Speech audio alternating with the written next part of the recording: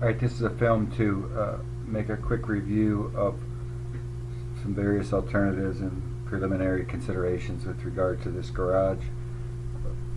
We'll call it RveDRM1, Design Review Meeting 1. This is the general plot plan for your lot. This is your house on the lot, storage shed, and the first permutation of a garage situation.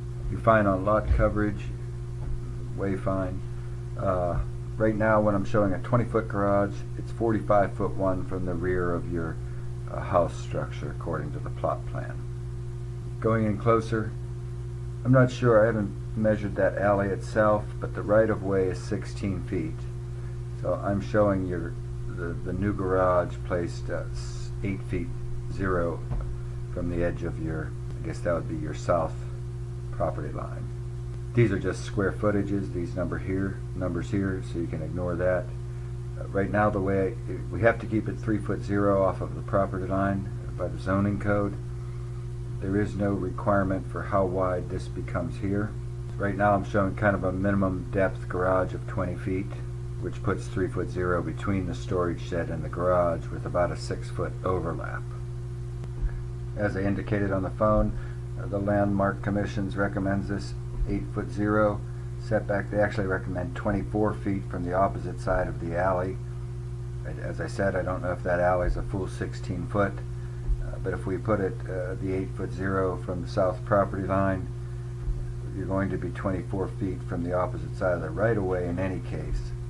And if the alley is only 14 foot wide, then that gives you about 23 feet wide. I think the turning radius of the vehicle you indicated you drive now is about 34 feet. That's actually the turning circle, so that should give you plenty of room to turn in here, really from either direction.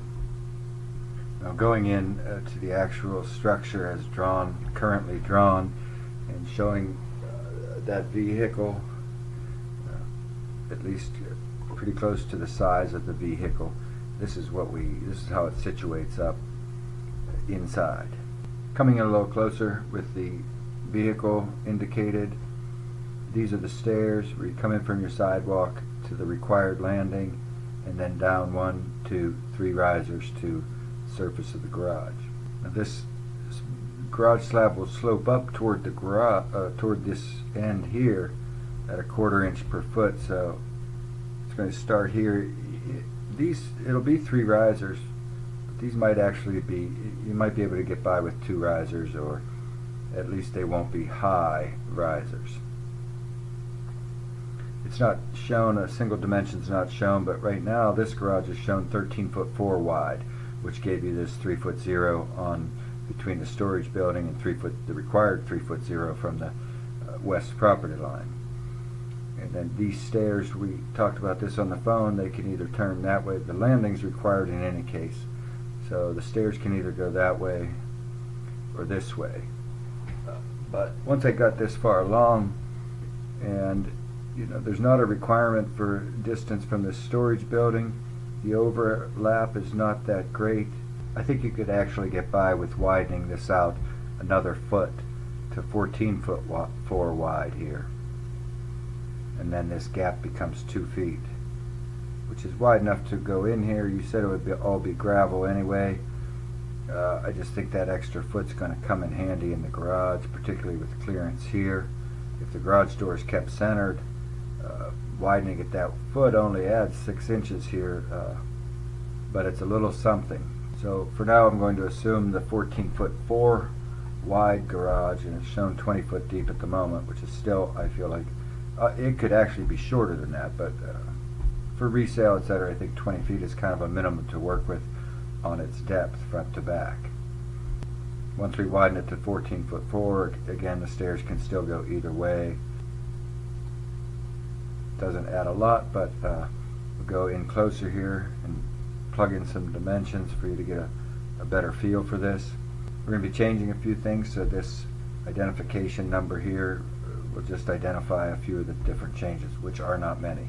But when I put in some dimensions, these are This is from the foundation, that concrete wall that's going to drop down into the garage. These walls are a little higher, so in terms of arm room or whatever, you'll pick up an extra 3 or 4 inches up here. But this is the clearance with 20 foot deep and 14 foot 4 wide. These are kind of the clearances from that stair to the car when it's parked like this. That's with the stairs going east and west. If we change it to them going north and south, nothing really changes about that 14-inch dimension from the edge of the car, as you can see. So next, I wonder if perhaps we ought not add another couple feet to the length of that garage, which doubles that 14 to 28 inches and gets even better going that way.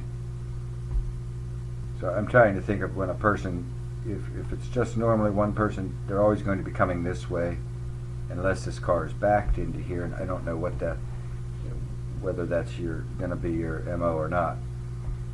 But there are the clearances when we lengthen this garage to 22 feet. It comes 2 feet more back into your yard, so this goes from about 14 foot to about 16 foot from the back of your existing storage building.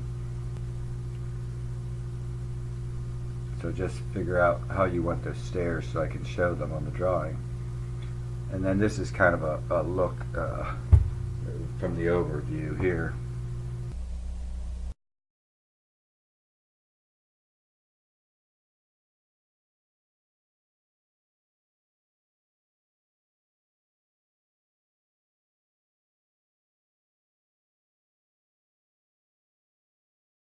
Now, in terms of the height of the garage and considerations this way, if we make a section through here, looking that way, we have something like this. This is the garage floor shown in concrete. These are those foundation walls.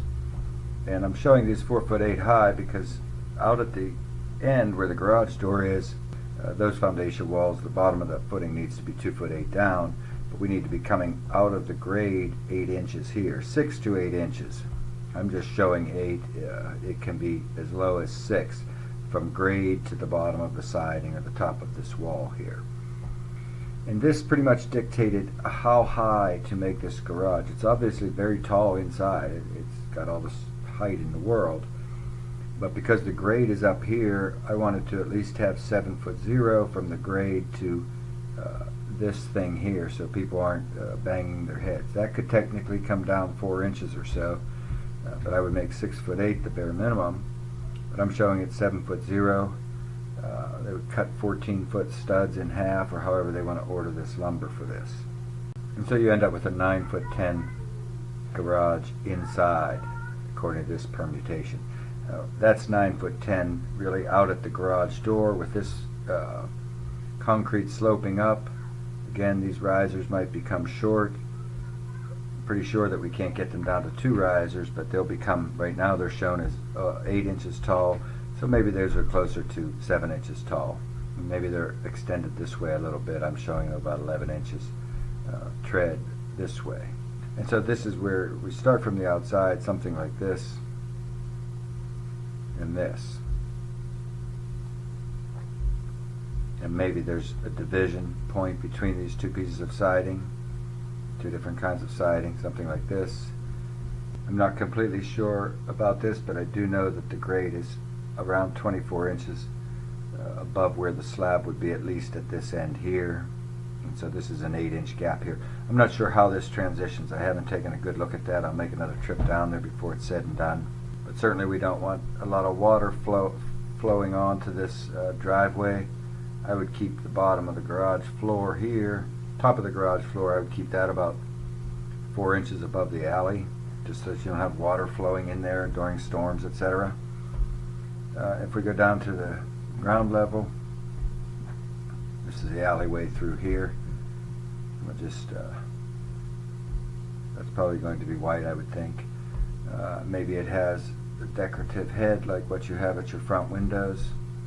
Of course, corner locks, corner boards, whatever you want to call those. And then we look at the back end from an elevation view with some of these dimensions put in. This is the overall height from the top of the garage floor at the door is about 13'8". There's that 7-foot clearance I wanted from grade to the eave, so you don't bang your head.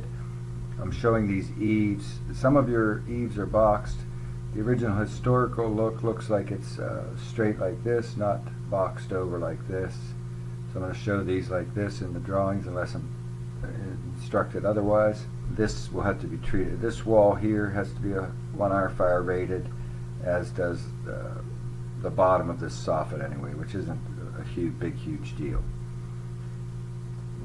Alley 4 inches below the garage floor is 4 inches above the alley, and these are just some various general height considerations at the moment. Now, if you wanted to, you have the space now. This is a 14-foot wide by 22 foot deep, as shown.